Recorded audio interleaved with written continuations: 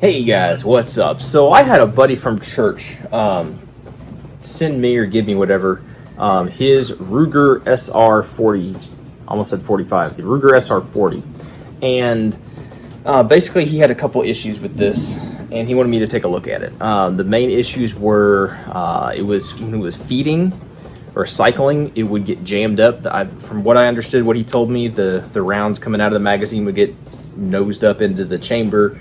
It wouldn't cycle all the way, it'd get jammed up. And also he was having some light primer strikes. So he gave me the gun, I brought it home, did a little research and everything, and I think I fixed it. I think I did. So the two main issues of light primer strikes and feeding, the simplest one, really, I think that I fixed was the light primer strikes. And I will annotate somewhere where I got this from. I can't remember exactly, but you can get a heavy spring. See the spring right there? It goes all the way down in this channel here. You can get a heavy spring for these guys. From what I understand, it's the same with the SR9, I think the SR9C, the SR40, SR40C. I think it's these series. I think they all use the same spring. Don't quote me on that, but I think they all use the same spring. But you can get a heavy spring, and that will help give it a little bit more oomph and hopefully help your light primer strikes strike harder. Another thing that I saw a bunch of people do, and I did, and it seemed to help as well, is you remove, I can't remember the exact name of it, but this little piece right here, okay? This little piece is basically your magazine safety, okay? So if it's inserted in the slide right here, it says U-shaped little piece, okay? And basically, if your magazine is not inserted into your pistol, the gun won't fire. And the way that works is, since this is under spring tension pushing up, it sits on or underneath, or really it would be on top of the striker assembly.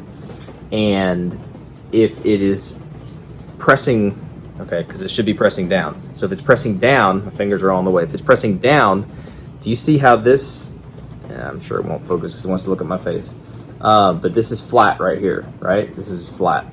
And that rides right along here, and it makes contact, right? So if the magazine is not inserted, this spring is pushing down, the striker assembly cannot go forward, right? So that's how it's kind of supposed to work. In theory, I guess it's a good idea of how it's supposed to work. I don't agree with magazine safeties, but whatever. If it's going to work, that's how it's supposed to work. The problem that people have is that even with the magazine inserted, if you can look, I'm going to take some pictures because this won't focus and everything, but you can see just a little lip on the bottom of this piece, and then right on the top of the striker assembly, I'll take some pictures for you. You can see where it's just barely nicking. You can see where it has full contact, and then you can see where it has a light contact.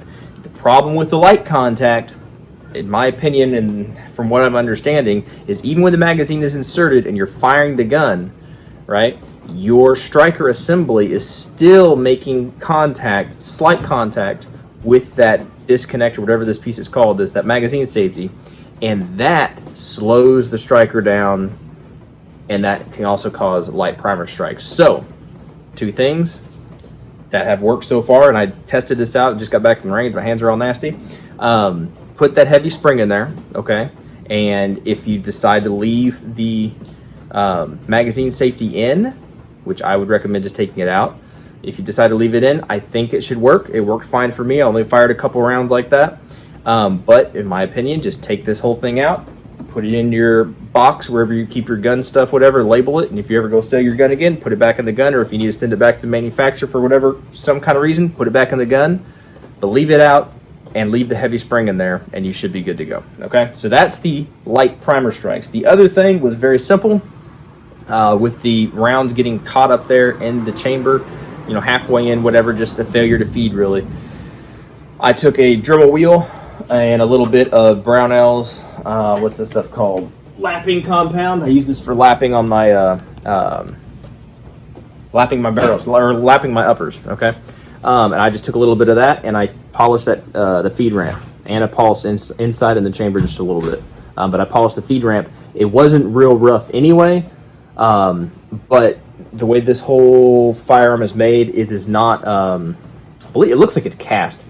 And I don't know. I don't know how they make all this kind of stuff, but you could tell it was not polished before. And so with polishing the feed ramp and the chamber, when I went out and fired about 50-ish rounds through all the magazines, make sure it's not the magazine problem. I can't talk right now. It functioned just fine. Didn't have any failures to feed, any failures to fire, any light primer strikes, nothing weird.